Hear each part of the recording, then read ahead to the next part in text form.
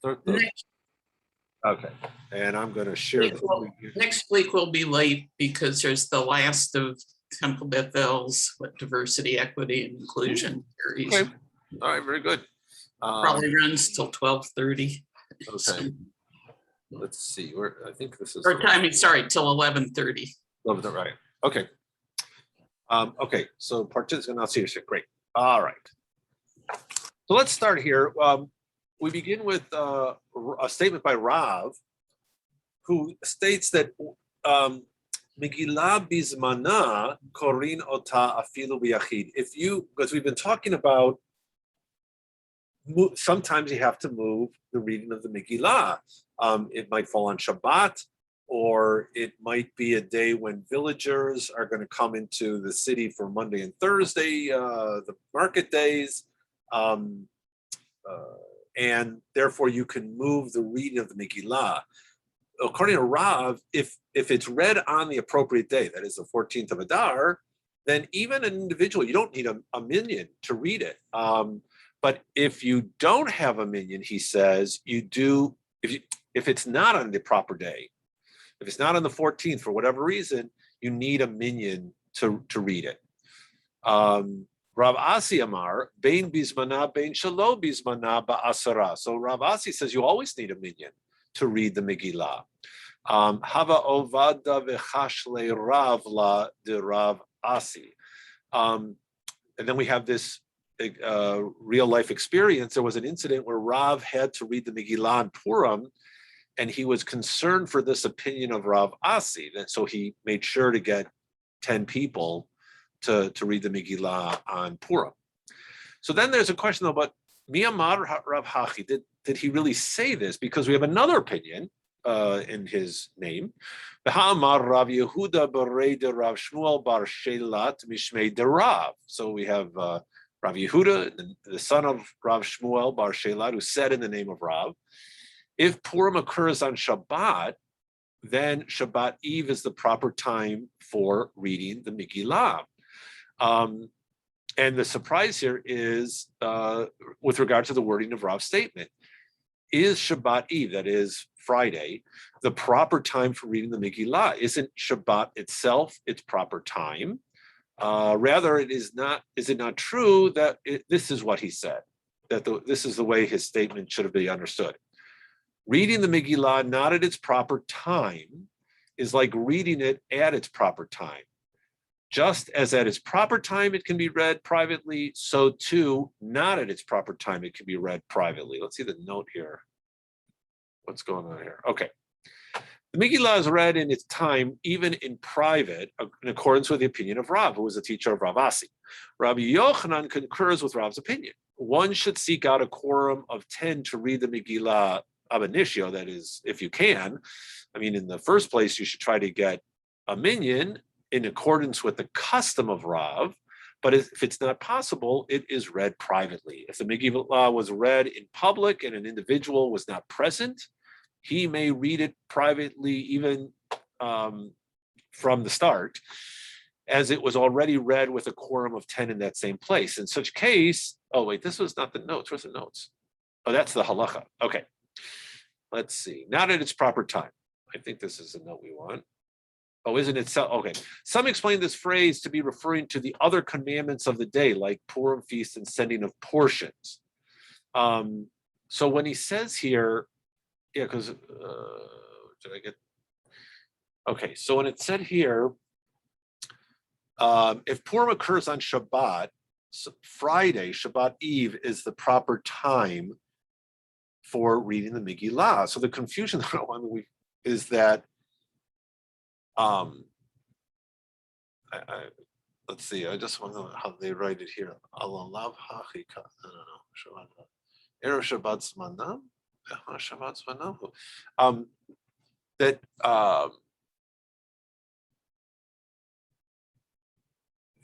I think the confusion here was there are things you can do on Purim. There are things you can do on Shabbat when Purim falls on Shabbat. So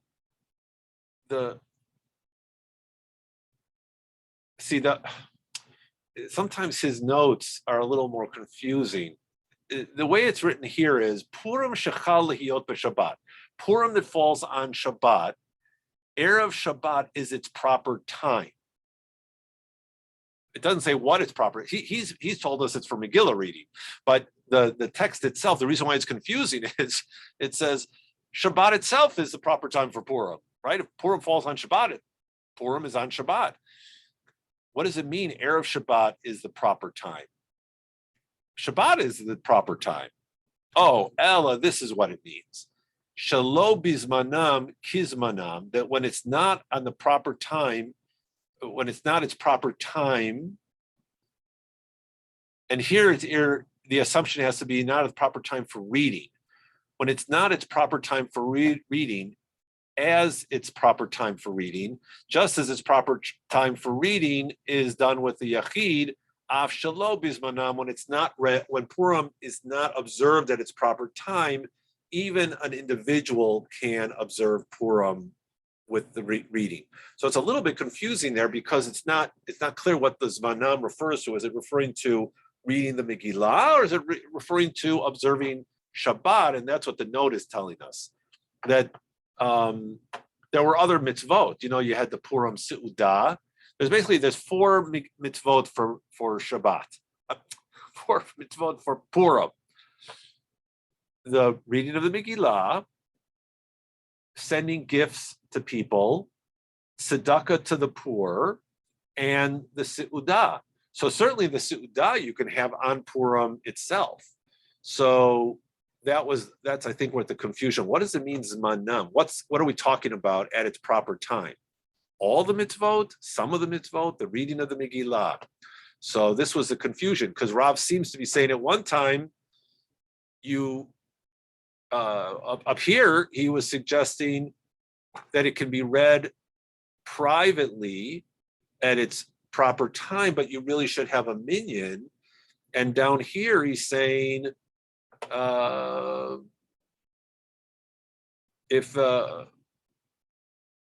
if it falls on Shabbat, Friday is the proper time for reading.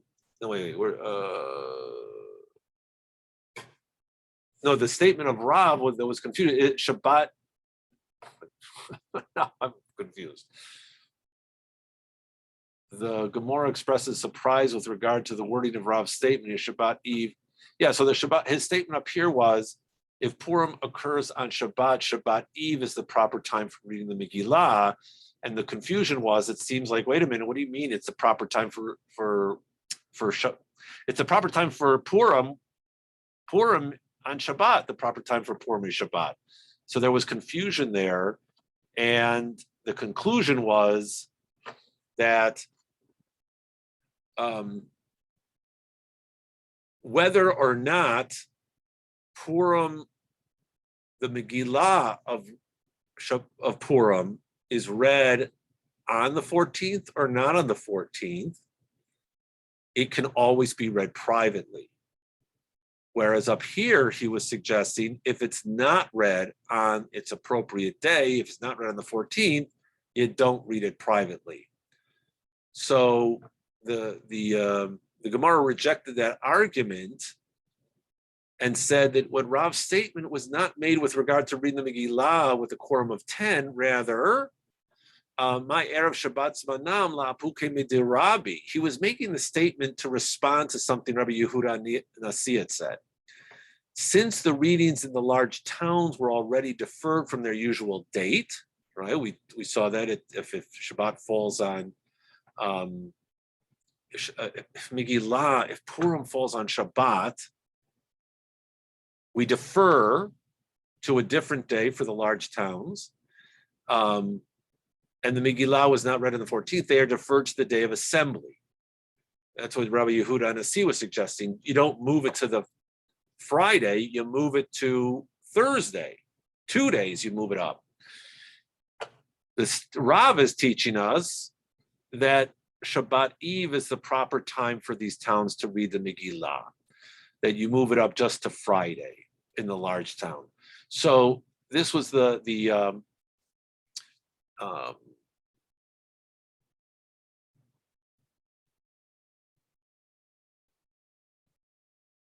that Rav's statement before didn't have, it wasn't about reading whether or not you read with a quorum of 10 or an individual. It was simply responding to the fact that when Purim falls on Shabbat, we move the reading of the Megillah to the Friday, not to the day of assembly, which is Thursday, which is what Rabbi Yehuda Hanassi had suggested. Oh, Steve? Just to refresh from our last week's session, did we not learn that we need to read, when we read the Megillah, we actually carry it, and because we have to carry it, we don't read it on Shabbat? Was that the premise? Right. That was the reason given for why we don't read the Megillah on Shabbat. And I put that question, and then I put the question out that Ezekiel asked, which was, if you're in Jerusalem, why couldn't you carry on Shabbat? Because it's surrounded by a wall, and I still haven't gotten an answer. But I did ask colleagues about that question. I have a feeling that the answer is going to be, and I'll find out if somebody knows more Talmud than I do, if it's just that sometimes the rabbis, when they don't like to make too many distinctions in their rulings because I think they feel it's too confusing. So if they make the decision that outside of walled cities, you can't read the Megillah on Shabbat because you might carry it, which is not permitted if you don't have an Eruv. Therefore, even though in Jerusalem and those other few walled cities that might have this natural Eruv because they're a walled city, therefore you don't read it in those cities either, just because we want some level of consistency. So because of the fact that most people are not living in a walled city, therefore better not to make too many fine distinctions in the law and just say don't read on Shabbat. I think that's going to be the answer, but we'll wait to hear somebody who knows more than me. In any case, let's go to the next Mishnah. Oh, and here's a question about, we've been talking about this Ir Gedolah. Well, what is an Ir Gedolah? Eizo hi Ir Gedolah, kol sheyesh ba asara batlanim, pachot mikan harei ze kfar. So Ezekiel, I just mentioned your question that you asked last week about Jerusalem. How come if you can't read the Megillah in Jerusalem, if it's a walled city, there should be an Eruv there? I haven't gotten an answer yet from colleagues, but I was just saying I think the answer is going to be that once they've made a decision regarding one case, like people who don't live in a walled city, where carrying would be forbidden, then they draw a consistent answer everywhere. So even though, yeah, technically you could in Jerusalem carry it, we're not going to because it's going to be too confusing to people. Some people live in a walled city, some people don't. So you know what? Nobody reads it on Shabbat, and we'll just let it go, and you'll read it on another day. Again, remembering that Purim is not a biblical holiday, so the whole notion of reading Megillah is, in a sense, a rabbinic decree. We've seen they've tried to connect the book of Esther with other books that are read with divine, with the divine spirit, but we're going to, nevertheless, it is not a Torah holiday. All right. So what's the definition of a big city? It's somebody with 10. Now he translates here as idlers. It sounds like a bunch of lazy people sitting around. That doesn't sound like a very good definition, but he does, I think, in the halakha give a better description. Not really. What batlani, to be batel means to cancel out, to have nothing to do. That is true. But here in this case, batlani means they're not working. They're people who are, you could say they're retirees, they're men of leisure, they have so much money, they don't have to focus on their business, and therefore they can devote their time to communal affairs. So idler doesn't really sound right. I forgot, how did they do it in, I put it in there in, He has a note, his last note on the page, oh, does he? Here we go. Yeah. basically comes down to explaining that, not very well, but it's, Yeah, I'm trying to think, they had in, I think Steinsaltz had a better translation of it. wait, maybe, no, it was someplace else that he says it, Yeah, oh, okay. except here he refers to them being in the synagogue. Yeah, Art's Call refers it to as 10 unoccupied individuals. I think it's a little better translation, but that's the idea, is that there are people who don't need to work, and so therefore they can focus on the needs of the community. And however, if there are fewer than that, even though it might have a lot of people in the city, it might have a large population, it's still considered a village, because it doesn't have these 10 individuals, at least 10 individuals, who can hang out and do the work for the community, which is, if you translate that to synagogue life, it's true. It does. If it doesn't matter how big your synagogue is, if you don't have, enough people to do the communal work, it's going to seem like a small place. Okay. This is still in the Mishnah. It was with regard to these times for reading the Megillah that the sages said one advances the reading of the Megillah before the 14th of Adar and does not postpone. So, because you notice that we only move up the reading of the Megillah, we didn't move it back.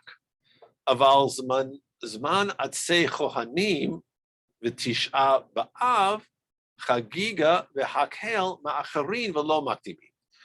So here are three situations where we move back. Actually, it's not true, because we do move back.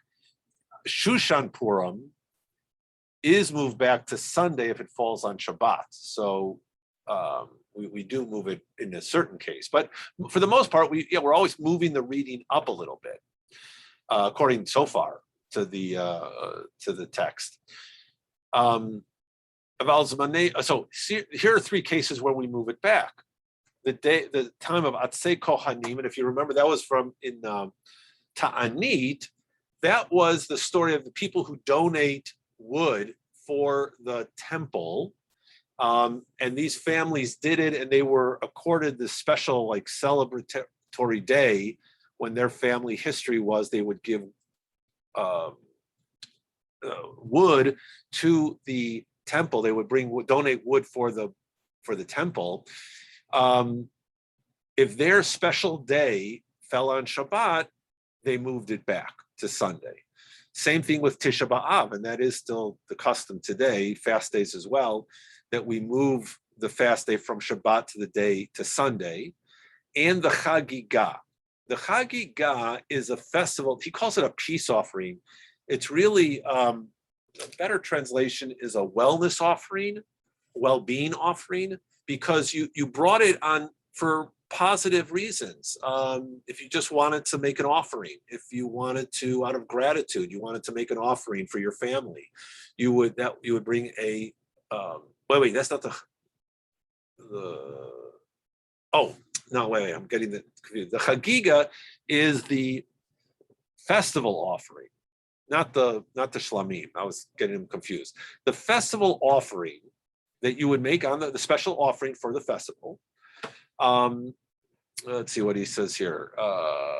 Chagiga is postponed. The festival Chagiga offering and the burnt offering, the Olat Re'iyah, do not override Shabbat. If the festival occurs on Shabbat, the sacrifice is deferred until after Shabbat.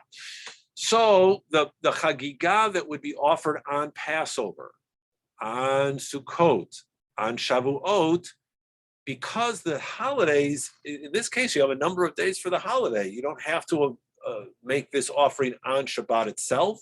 You make it on one of the other days of the holiday. And Hak Hail.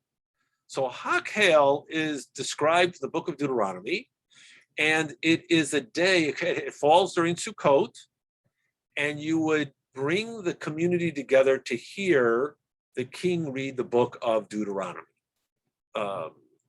And so let's see, what does he say here? Yeah, okay. If this day of assembly were to fall on Shabbat, you would postpone it until after Shabbat. You wouldn't read it you wouldn't read Deuteronomy on Shabbat. So okay, so we got that. We postpone it, we don't bring it forward. Mutarim behesped uveta'anit umatanot le'evyonim. Even though they say that one advances the reading of the Megillah and does not postpone its reading, one is permitted to do a eulogy or fast or give gifts to the poor on that that advanced day, because that's not actually Purim. So you don't eulogize and you can't fast on Purim, right? Though we learned that in Tanit. But if you move Purim up to the 13th, 12th, the 11th, you're permitted to eulogize on those days, even though you're reading Megillah on those days. And the gifts for the poor are distributed on this day. Now let's see, I think that's, we hit that last week too, because the people are expecting it. From the language of the Rambam, Maimonides, it's clear that he understands this phrase to mean that on the day of reading the Megillah, one may bring gifts for the poor and thereby fulfill one's obligation. Conversely, some explain that his intention is that on that day, one is exempt from giving gifts to the poor. Okay. So that's just a question of what the meaning of Maimonides. But here it seems that, yeah, but we learned that last week that, the poor are expecting those gifts. And so if you can't read it on Shabbat and the reading is tied to the giving of the gifts, they're going to be really bummed out. So therefore, you give the gifts, you distribute gifts to the poor on the day the Megillah is read. All right. Amar Rabbi Yehuda, Eimatai, Makom shenichnasim b'sheni u'b'chamishi. We're talking about a time when that the day when in a place where people congregate on Monday or Thursday for that communal day, and that's when we move it forward to those communal days. There are places, obviously, according to Rabbi Yehuda, where the villagers didn't come into the big cities on those days. In that case, if they're not coming to the big city, if you don't have an example of a custom of people coming to the bigger cities on Mondays and Thursdays as a regular course of events, then you know what? You don't have to move it up. You just read it on the appropriate day, even in those villages. Okay, so here we get to the Gemara. Tana, Asara, now we're going to talk about the Batlanim. Asara Batlanim Beveta Knesset. We have a Baraita which states that there should be 10 of these Batlanim in the Beit HaKnesset. They focus on, that's their job. They hang out at the Beit Knesset. And I think I mentioned that in Chaim Grada's book, The Well, one of the characters, that's what he aspires to be, one of those people who just sits in shul all day and studies Torah, studies Talmud, discusses communal affairs. He wants to get out of basically wants to retire from his job. We learn in the Mishnah, Ve'elu amru makdinim v'lo macharin. My Tama, okay, so we're moving on from the Batlanim. Amar Rabbi Amar Shmuel, Amar Kra Veloya Avor. Where do we get the idea that you can't move back the day of reading? You move forward. And it comes from a careful reading of a verse. The Jews ordained and took upon themselves and upon their seed and upon all who join themselves to them, it shall not pass. Basically, Velo Yavor, you can't go past this day, that they keep these 2 days. You gotta, the designated time must not pass without reading the Megillah. So you don't pass up the 14th, you should read it before that. Okay, Amar Rabbi Abba Bar Amar Shmuel. Here's another one of Rabbi Abba's teachings in the name of Shmuel. Minayin she'ein monin yamim l'shanim. Okay, so where do we learn that one doesn't count days to make up years? That is, when you talk about a year in the calendar, in the Jewish calendar, you don't talk about 365 days, but rather you count how many months. It's either 12 months or 13 months, depending on the year, if it's a leap year. And it comes from the verse in Exodus from beginning of the Passover rules, L'chodshei hashana, chodashim tamoneh l'shanim. You count months to make up the year. V'iyah tamoneh yamim l'shanim. You don't count days to make up the year. The Rabbanan the Kesari mishum Rabbi Abba amru. So the sages of Caesarea said in the name of Rabbi Abba, Minayin she'ein machashvim sha'ot lechodashim. Where do we learn that we don't count up the number of hours to be reckoned into months? I don't even know how many hours that would be, but we count days. Shne'amar ad chodesh yamim. Yamim atam mechashev lechodashim. We consider days. Well, I guess hours would be because the month, for the Hebrew month, right? It's the time it takes for the moon to go around the earth, which is 29. I don't even have a number here. It's 29 days plus a certain number of hours. I forget the exact amount. If I remember correctly, the note says about 29 and a half days. Right. It's definitely 29 and a half, but it's even more specific than that. I'm sure it is. 11 hours and certain number. They don't have minutes, but they parts of the hour. And so in any case, we don't worry about those specific hours and minutes. Rather, it's month of days, which indicates you calculate days to reckon the months. You don't calculate the hours. Okay. So it's either 29 or 30 days make up the month. All right. Aval zman atzei chochanim v'tisha b'av v'chagiga v'hakel mecharim v'lo matimin. Here's, we're going back to that section of the Mishnah that said, regarding the gift of wood for the fire on the altar, 9th of Av, festival, chagiga, and the hakel observance, we postpone. We don't bring it forward. The fast of the 9th of Av, let's see, the Tisha b'Av akdu me puranut la makdi lo makdemi chagiga v'hakel mishum de akati lo metazman chiyuvayhu. Okay, so the reason for 9th of Av, why we don't move it forward, is because the 9th of Av commemorates a lot of catastrophes.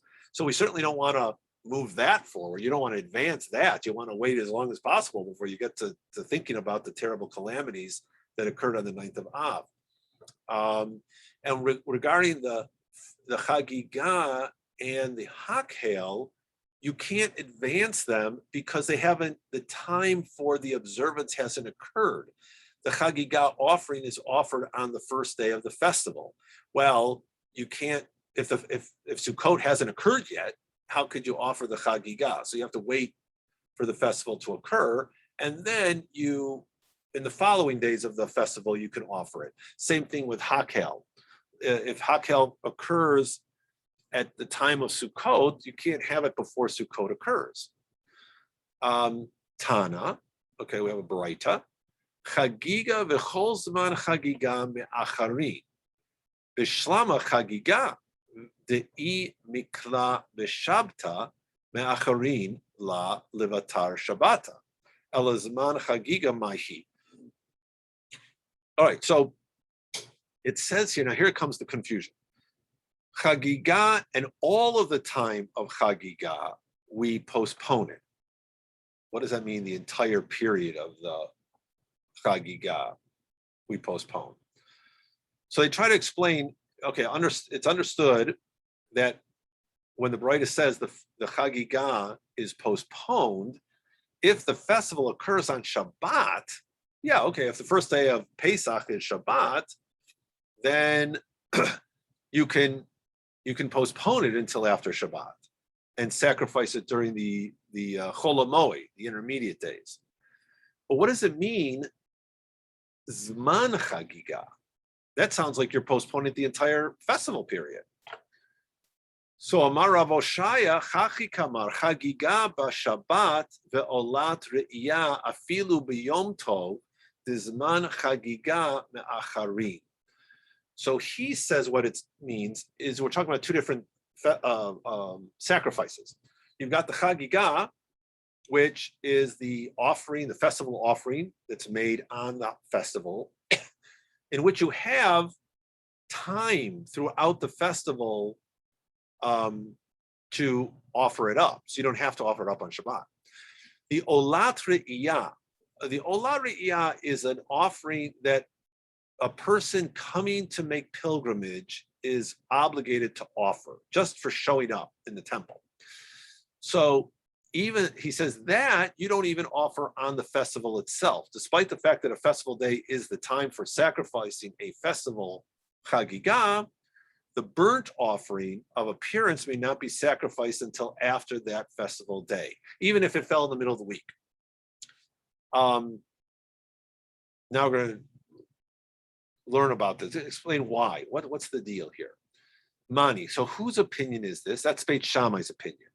Beit Shammai teaches, Mevi'in shlamim b'yom tov ve'ein somchim alehen. You can bring a shlamim.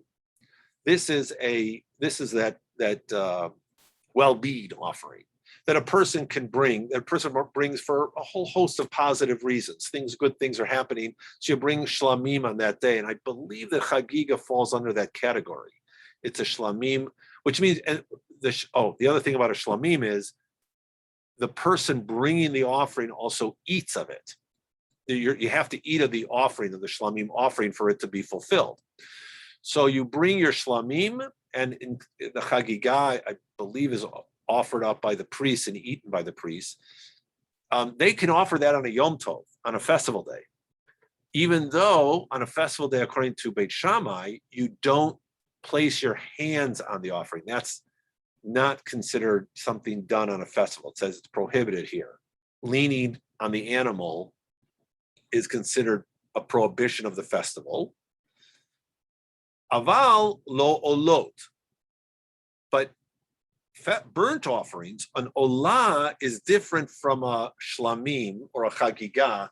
An olah, you eat nothing of it. It's just completely burned up on the altar. So there's no benefit to anybody, no human benefit, or I guess material benefit, I should say, from an olah. And so therefore you're not, according to Beit Shammai, you can't make this olah re'iyah offering on a festival day, even if it's the middle of the week,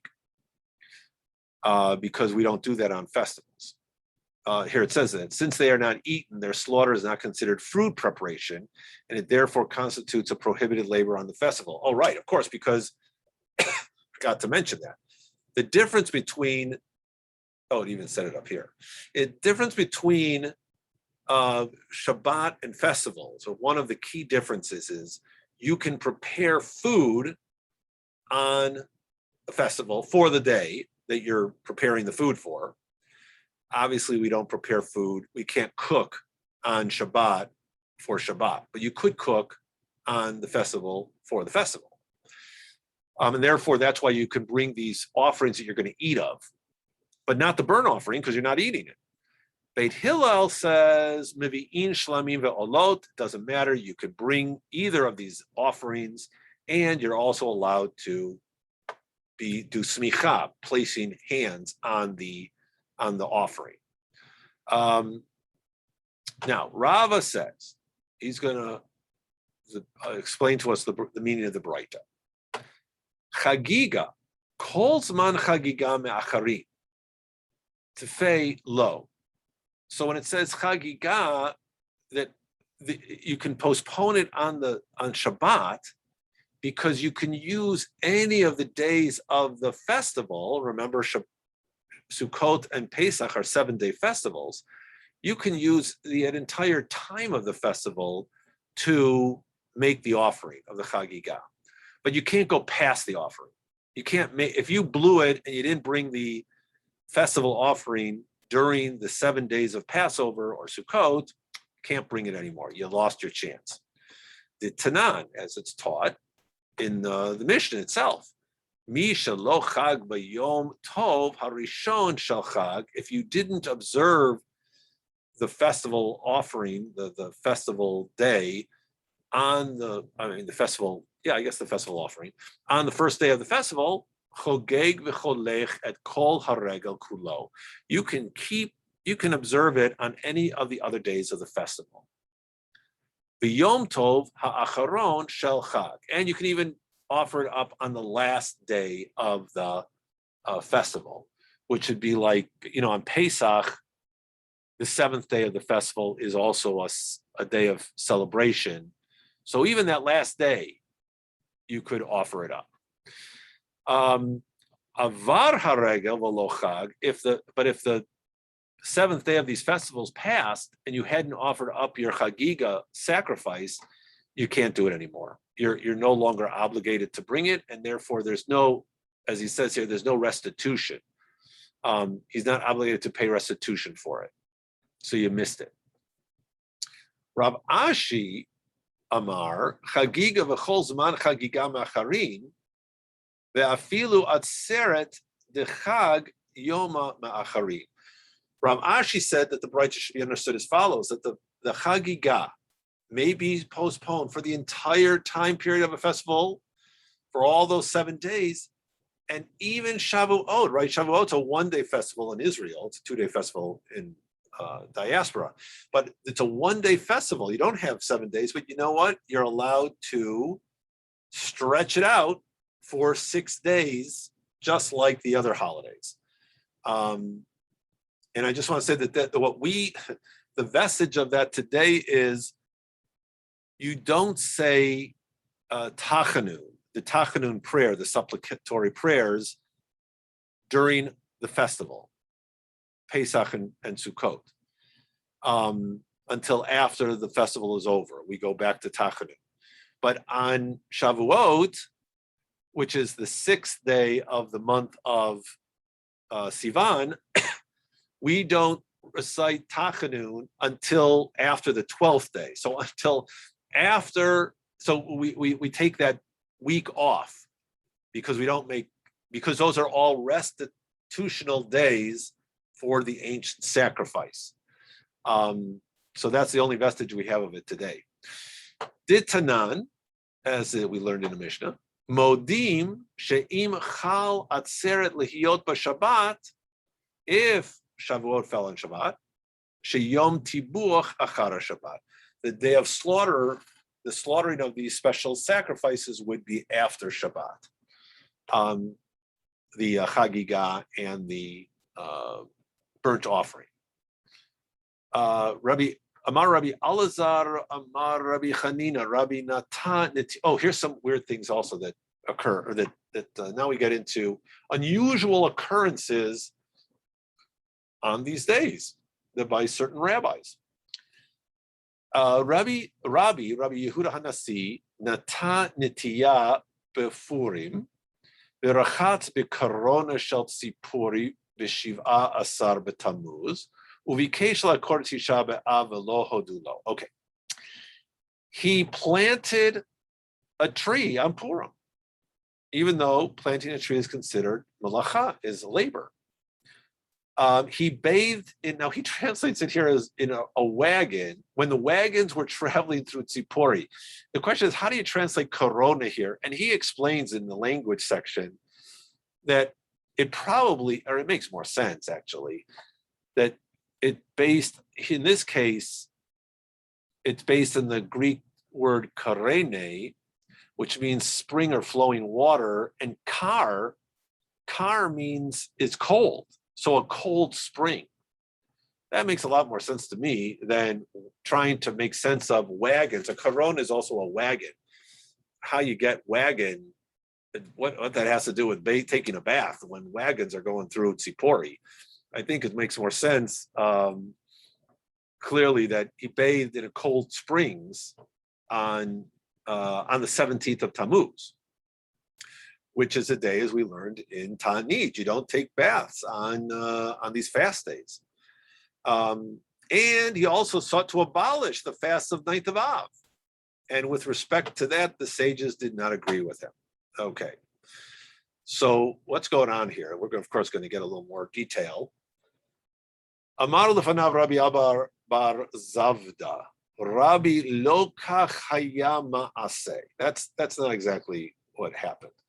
Ela Tisha b'Av shechal hiyot b'Shabbat.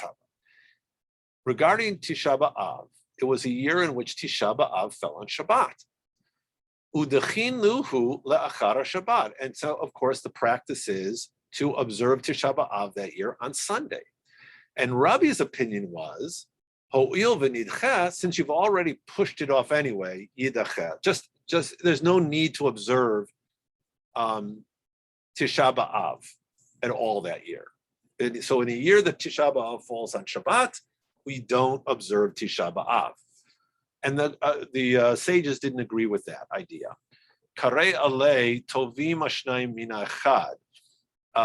So Rabbi Elazar read the verse about Rabbi Abba bar Zavda, two are better than one, meaning it's good that you were here to provide an accurate report about the incident. So we had a couple of, it's always good to get information from more than just one person. We had a question about Sipuri, which is not related to this text. Yeah. But we were in Sipuri, part of our Spain-Israel trip in 2018. And there's one of these ancient synagogues with a huge zodiac mosaic. Yeah. On the floor. Well, I've forgotten when that dates from. Probably 2nd or 3rd century. Is there a Jewish explanation for those? Yeah, well, that we talk about it even in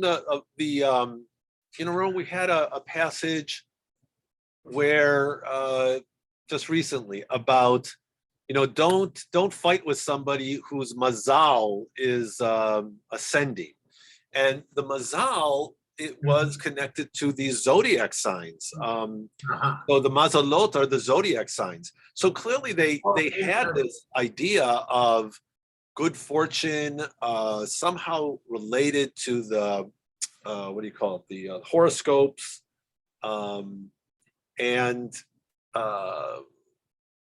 So it's I don't know exactly how those was it just a cultural thing? Because there's a lot of synagogues that have images from the zodiacs, those early synagogues. Yeah. This is the entire, essentially. Thing, yeah. The entire zodiac takes up the entire floor, well, most of the floor. Yeah. So I think that there And was Daria, there's also that's where the most famous one, I guess. Yeah. So, I mean, obviously, there was cultural borrowing, and they used, they had some notion of breaking up the year by, these, what's the word I'm looking for? It's not horoscope, but Right. The zodiac. So there was some sense of it. I don't know what it means beyond that. Like, was it cultural borrowing? That they had this idea just the way people follow the horoscopes today, or was it something more significant where they had these ideas of the being ruled by these figures? I don't know, but I have a feeling that it was probably a common convention in art at that time, and so it was just used in that way. And then probably, like so many things, they tried to Judaize it by, finding significance in each of the figures. I think there is in the Talmud a discussion about that. I'll have to look it up. Thanks. Thank you. Yeah, because in fact, I've got it here somewhere. About the book on the ancient synagogue, and why some of these images were found in there. But all right, I'll check that out next week. Sort of seems startling from a more modern conception of monotheism somehow. Yeah, exactly. Well, once And also prohibitions against, images of God. right. Well, they they don't, right, because the zodiac doesn't have images of God, right? It just has images of figures. Yeah. Yeah, but this probably had Zeus or something in it. Oh, right. From the pagans, they were significant in that way. But you have to remember, look at in Psalms, we have Psalms in which the Hebrew poets have deified, if that's a word, the ancient symbols for the divine. They've the sea gods. It talks about God battling these monsters and stuff, and they've taken it and they've removed the pagan relevance from it to just show that God is so powerful. And I'm guessing they did the same thing with the zodiac, that they took these images which pagan culture saw as divine beings, and they used them as artistic pieces, and we're going to talk about that actually next week, is it? Or no, 2 weeks, I guess, when we do we start doing our monthly talks on great ages and ideas in Jewish history, where Yehezkel Kaufman talks about how early Hebrew monotheists employed pagan symbolism, but in their own way.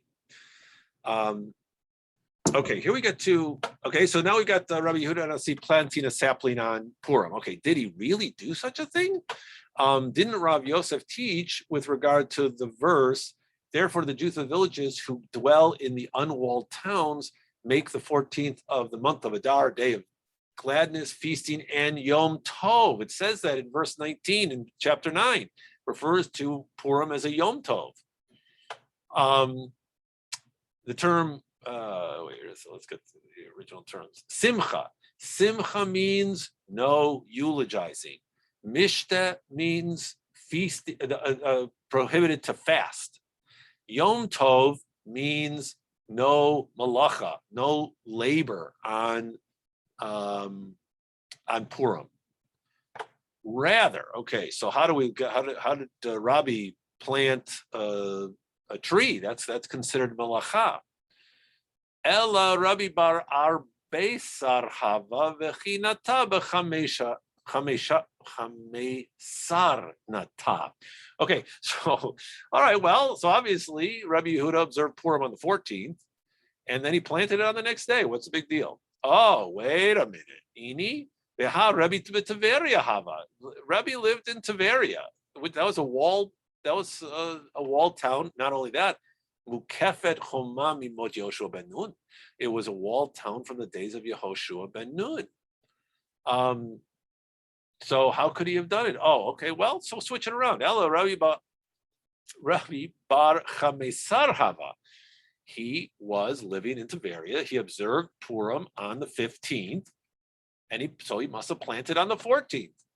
Okay. Umi pshita le Tiberia mukefet choma mimot Yehoshua ben Nun. All right, wait a minute.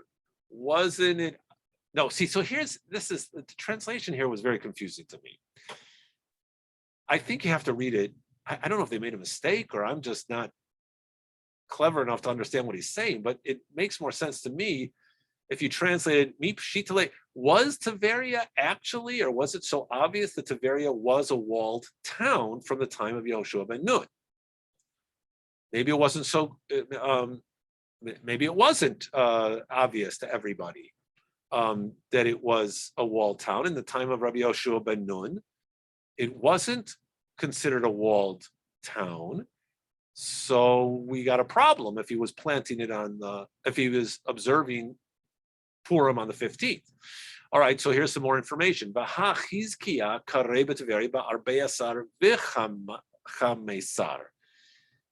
Chizkiah, I don't think it was the king, I think it was a scholar. he read the Megillah and Tiberius on both days because it wasn't so clear. It wasn't so clear if it was a walled city at the time of Yehoshua ben Nun. So Lechizkiah misavkale. Chizkiah wasn't so sure. That's why he read it on both days. But the Rebbe pshitale. Rebbe understood that it was surrounded by a time. He was positive it was surrounded by a wall at the time of Yehoshua. V'chi pshitale mishare, yeah. When it was obvious to Rabbi Yehuda Nasi that the Megillah should be read in Tiberias on the 15th, was it permitted to plant there on the 14th? At Yom, here, sorry, missed a piece here.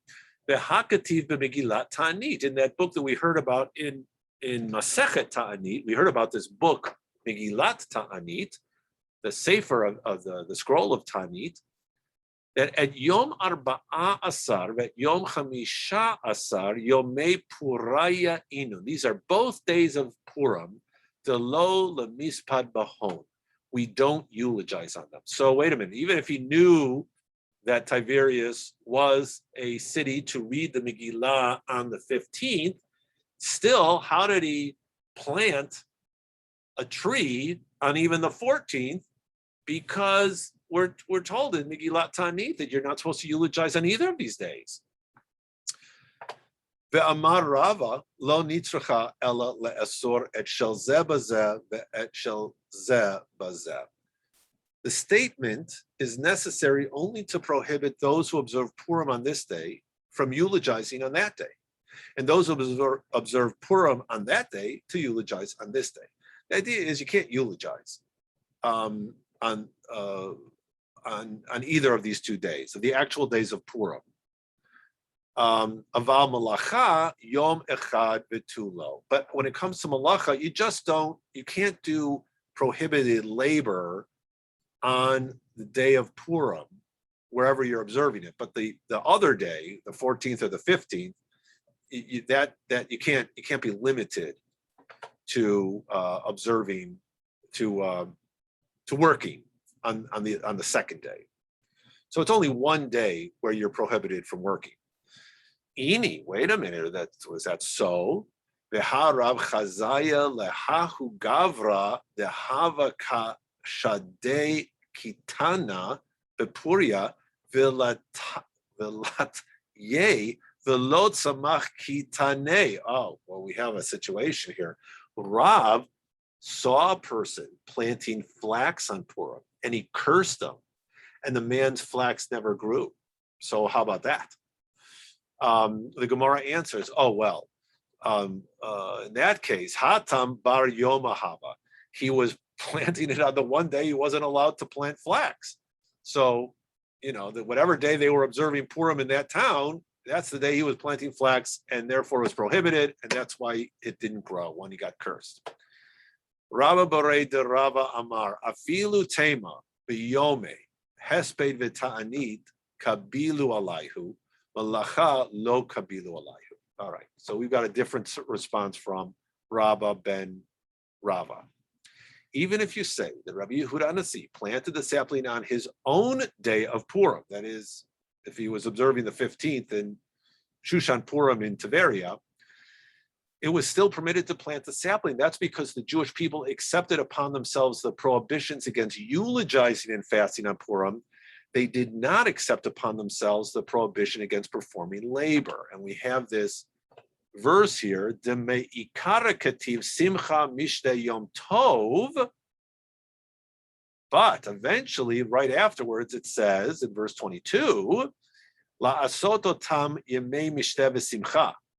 Ilu yom tov lo kativ. It's not written in that second verse, yom tov.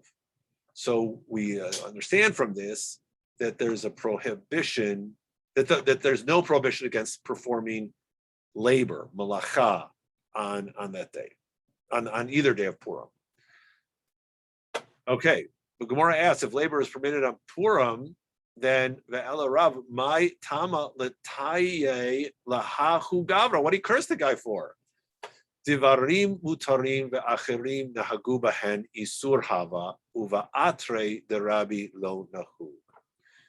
It's a case of matters that are permitted by halacha, but others were accustomed to treat them as a prohibition. That is, certain places they did observe. In the, certain communities said no malacha. You don't. There's no labor done on these days. And there are other communities that said it was okay. So it was customary, and that's what the problem was for this poor guy who got cursed. It was the custom not to do work in that area, but he did it. And Rabbi Yehuda Nasi, it wasn't the custom to abstain from labor. Or here we have a vi'i baitem. If you'd like to say, we got another possible answer. Leolam nahug. It was the custom to abstain from labor wherever Rabbi Yehuda was observing. The Rabbi Netiya shel simcha nata. He wasn't planting this thing as a malacha, as a labor, but rather as a joyful planting, a celebratory planting. Kedetanan, we've learned in Mishnah, Avru elu velo na'anu mima'atin b'masal matan b'vinyan u'v'netiyah b'erusin u'v'nisuin. With regard to public fasts, if these fasts for rain have passed and the community's prayers have still not been answered and the drought continues, one decreases his business activities as well as construction, planting, betrothal, and marriages. Remember, that was from Tanit. And then it was taught in the Baraita, when the sages said that construction, binyan, must be decreased, they were not referring to the construction of homes for people who have nowhere to live, but to joyful construction. Similarly, when they said that planting must be decreased, they were not referring to planting food crops, but joyful planting. So this is in the case where you're really desperate because the drought is so bad. So there are certain things that are limited, and joyful construction is limited and joyful planting is limited.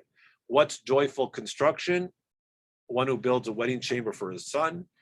What is meant by joyful planting? This is referred to one who plants trees for shade and pleasure, such as you might find in a royal garden. Rabbi Yehuda Hanasi was engaged in joyful planting on Purim in keeping with the joyous nature of the day. So there's different types of planting. There's planting for necessity, crops, which I guess you could do during this drought period, even if the drought kept going. That was permitted, but right, did I get that correct here? When the construction must be decreased, they were not referring to the correction. Right. It was this joyful behavior that we restricted, which means, so that was a different type of planting. And in this case on Purim, he wasn't restricted in that way, and he was planting for joyous reasons. Now I can't, we almost, to get this, we're 6A here. Oh, we're almost done. Okay. One more little piece here. And now we go back to the whole question of Hezekiah reading it in Tiberias on the 14th and the 15th day of Adar, because he was uncertain if it was surrounded by a wall since the days of Joshua ben Nun. And what was so uncertain? Well, it's because Tiberias, as you know, is a city on the water. And the fortified cities were Sidim Zer, Hamat, Rakat, Kinneret. And we maintain that Rakat is actually another name for Tiberias, Tiberia. This is so that was a time of, so it was a fortified city, if Rakat is Tiberia.